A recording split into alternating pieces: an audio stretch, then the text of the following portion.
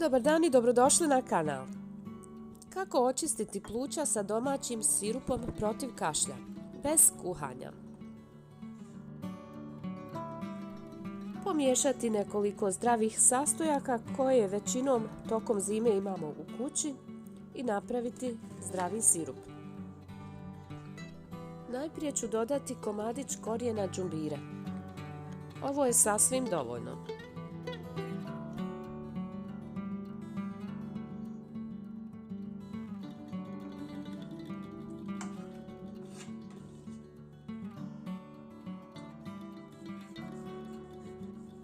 Džumbir sitno naredati.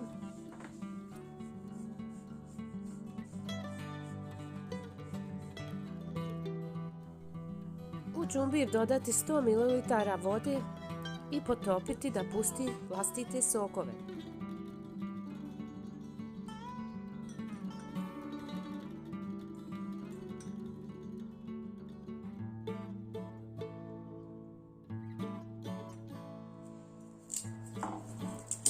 Dodat ćemo malo bijelog luka.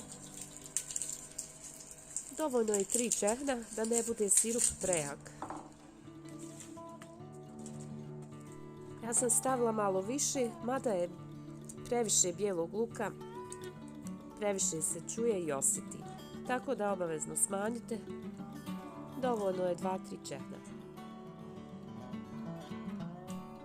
Nakon nekoliko minuta džumbir dobro procijedite da sve izađe iz njega.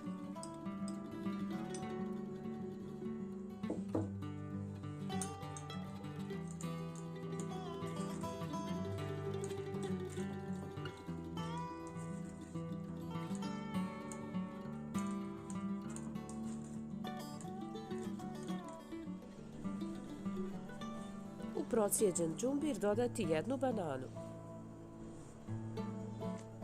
Ovaj sirup će biti još ukusniji i bolji sa bananom.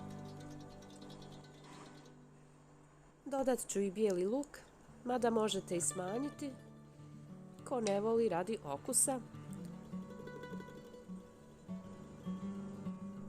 Dodajem i 2 kašike domaćeg meda, pčelji med, livada, koji je veoma zdrav za kašalj i pluća, za sve.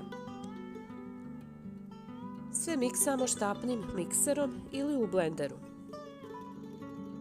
I domaći sirup za kašalj je spreman. Već sad možete uzeti 1 dnevnu kašiku. Možete koristiti po 1 supenu kašiku uveče pred spavanjem. Čuvati u frižideru. Puno pozdrava!